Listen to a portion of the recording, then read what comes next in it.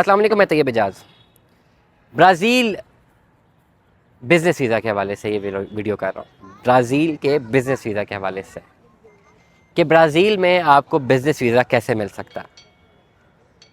किसी भी मुल्क का अगर आपने बिज़नेस वीज़ा हासिल करना है तो उसके लिए कुछ शराइत होती हैं। टेक्निकलिटीज़ को समझिए, ग्रास रूट की चीज़ों को समझिए, टेक्निकल चीज़ों को समझिए। किसी भी मुल्क में अगर आपने अपना एक बिज़नेस वीज़ा अप्लाई करना है तो वो शराइत पूरी करना लाजमी है। बिज़नेस वीज़ा आपको उस सूरत में मिल सकता है कि जब आपके पास ऑलरेडी वहाँ पे इस्टेब्लिश्ड बिज़नेस हो, या आपके पास एक बिज़नेस प्रपोजल हो और आपके पास इन्वेस्टमेंट्स हो।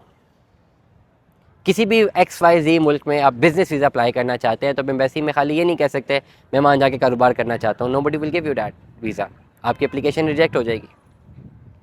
But if in any country you want to go for a business visa, so before entering to that country आपको अपनी इन्वेस्टमेंट्स करनी। जिस तरह यूरोप में इन्वेस्टमेंट्स अगर आपने करनी है तो यू हैव टू स्पेंड, जो करोड़ों रुपए आपने अपने स्पेंड करना पड़ता है वहाँ पे आपको कोई प्रॉपर्टी परचेज़ करने के लिए, इस तरह की कोई चीज़ परचेज़ करने के लिए। उस इन्वेस्टमेंट की बेस के ऊपर you apply your business visa. ये नहीं हो सकता कि अक्सर लोग मुझे रब्ता करते हैं जी हमें बिज़नेस वीज़ा लगवा दें, हमने जाना है वहाँ पे जाके दुकान खोलेंगे। This is not gonna happen like that. दुकान खोलनी है अपने मुल्क में खोलिए। पाकिस्तान बहुत बड़ा मुल्क है, आराम से यहाँ पे दुकानें क्या पूरी के पूरे आप जो है जितने पैसा वीज़े पे लगाना है उतने का यहाँ पे आप मॉल खोल सकते हैं पूरा का पूरा। This is very important to understand. For the sake of applying any business visa in any country in the world, you need your justified financial transaction in that particular country, और आपकी proper investments होनी चाहिए। और ये investments आपकी legal binding को जो है उसके साथ अटैच होनी चाहिए। मतलब ये कि जब आप ये इन्वेस्टमेंट पाकिस्तान से करते हैं तो पाकिस्तान के रूल्स एंड रेगुलेशंस को आपने फॉलो करना है, टैक्स यहाँ पे करना है, लीगल चैनल से अपनी इन्वेस्टमेंट करनी है, इलीगल चैनल से नहीं कर सकते। That must be on record, tax पे होना चाहिए। और जब आप वहाँ पे अपनी इन्वेस्टमेंट करते हैं तो उधर भी लीगल चैनल से आप अपनी जो है इन्वेस्टमेंट करते हैं और अपनी रजिस्ट्रेशन करवाते हैं और वहाँ पे भी टैक्स पे करते हैं। This is the way you invest your amount in any other country for the sake of business visa. Now this is something जो कि बिल्कुल ग्रास रूट लेवल पे बता रहा हूँ। अब दुनिया बदल चुकी भी है, डिजिटल इकोनॉमी है, आप मुझे सुन रहे हैं। इस डिजिटल इकोनॉमी को यूज़ करते हुए तो अब ज़िंदगी थोड़ी आसान हो गई। अब कोई करोड़ों अरबों रुपये इन्वेस्ट आपने नहीं करना।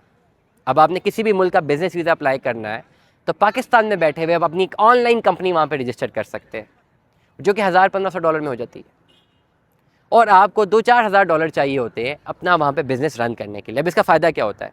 एक तो आपकी कंपनी रजिस्टर्ड होगी, आपका ओवरऑल एक बिज़नेस पोर्टफोलियो बन गया। $2 से $4 हज़ार से आप अपने बिज़नेस को रन करते हैं। जब आप $2-4 हज़ार लगा के बिज़नेस को रन करते हैं तो जो बड़ी इकोनॉमीज़ है, स्पेसिफिकली ब्राज़ील देख लें, USA देख लें, सिंगापुर देख लें, वहाँ से आप रेवेन्यू जनरेट करते हैं। $2-4 हज़ार वहाँ पे इन्वेस्ट करके आप $8 से $10 हज़ार बना सकते हैं थ्रू ई-कॉमर्स प्लेटफॉर्म। और वो जो पैसा वहाँ से अर्न करते हैं रेमिटेंस से यहाँ पाकिस्तान भी मंगवा सकते हैं। मतलब ये जो इनिशियल इन्वेस्टमेंट आप करते हैं सक्सेसफुली अगर आप इसको लेके चलते हैं तो आप वो पैसा वापस भी लीगली मंगवा सकते हैं जो कि रेमिटेंस है।